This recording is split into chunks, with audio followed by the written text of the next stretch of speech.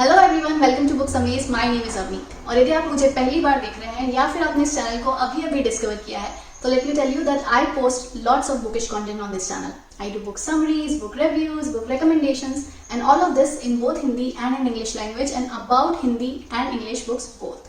I occasionally also post videos about improving your communication skills and just in general improving your overall personality. तो जब कोई इतनी अच्छी अच्छी बातें करता है तो क्या करना चाहिए? ऐसे चैनल को तुरंत सब्सक्राइब कर लेना चाहिए. And while you're at it, please press the bell notification also so that whenever I post a new video, you'll get the updates. And we also have a book club of our own which is called Books Amaze Book Club, जो इसी महीने जून 2020 से start हुआ है.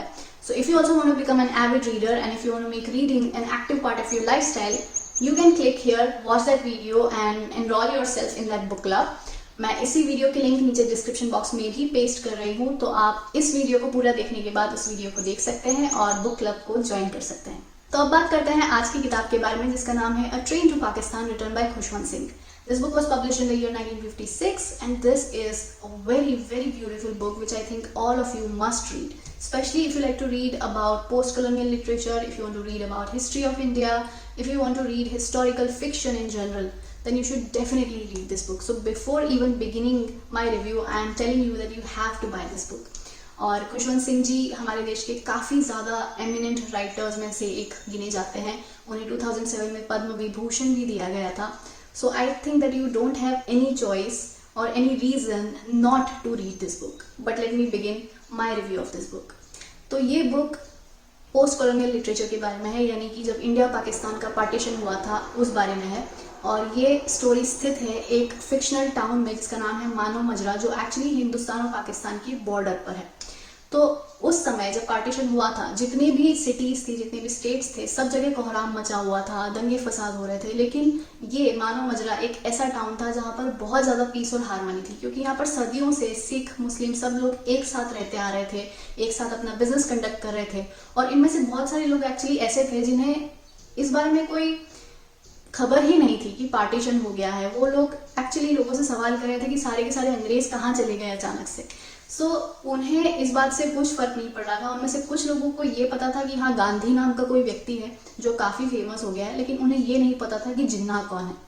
So this was actually a town where there was lot of peace and harmony, but slowly and gradually as the book progresses यहाँ पर भी situation काफ़ी डिफरेंट हो जाती है.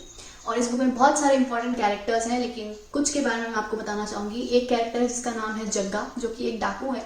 एंड ऑल्दो वो एक डाकू है, वो काफ़ी सारी बदमाशियाँ और काफ़ी सारे क्राइम करता है, but still his character is very likeable and you will see a whole transition in his character throughout this book. उसके अलावा एक कैरेक्टर है नूरन, जो जग्गा का लव इंटरेस्ट है, और नूरन एक मुस्लिम लड़की है. So this very complicated love story is also going on in this book. उसके अलावा एक कैरेक्टर है इकबाल, जो कि काफ़ी एजुकेटेड है. वो दिल्ली से आया है और वो एक सोशल एक्टिविस्ट है. तो वो यहाँ लोगों को इस बारे में जागरूक करना चाहता है कि आपका इंडिया जो है वो आज़ाद हो चुका है. You should actually start acting like you are all free. तो आपको किसी से डरने की ज़रूरत नहीं है, किसी की गुलामी करने की ज़रूरत नहीं है. तो वो इस मकसद से यहाँ आया है. लेकिन ये एक ऐसा व्यक्ति है जो रिलीजन में बिल्कुल विश्वास नहीं करता है. वो दिल से लोगों की मदद करना चाहता है, पर वो भी काफ़ी सारी ऐसी सिचुएशंस में फंस जाता है जहाँ जो उसने बिल्कुल भी सोचा नहीं था. उसके अलावा इस बुक में कैरेक्टर है हुकुम चंद, जो कि इस टाउन का मजिस्ट्रेट है, जिसका कैरेक्टर भी काफ़ी ट्विस्टेड और ग्रे है.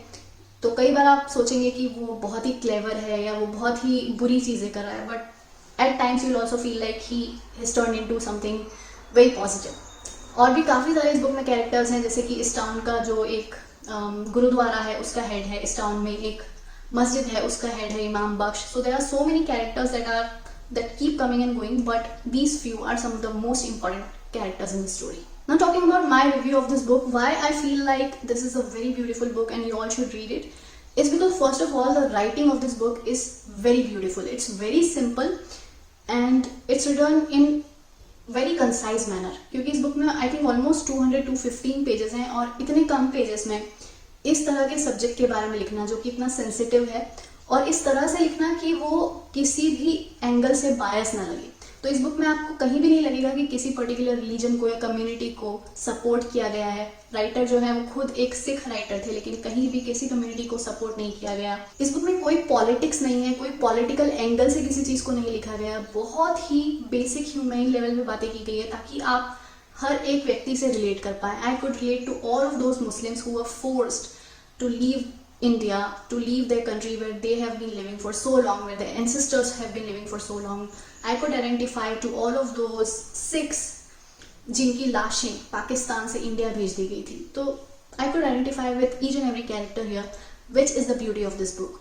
और इस टाउन में एक ट्रेन स्टेशन है जहाँ पर पाकिस्तान से ट्रेन आती है और इंडिया से ट्रेन पाकिस्तान जाती है, जो कि इस पूरे टाउन का एक सेंटर है. उस टाउन की उस ट्रेन स्टेशन की जो भी सीन्स थे, they were all written very beautifully. So overall this book flows like a river.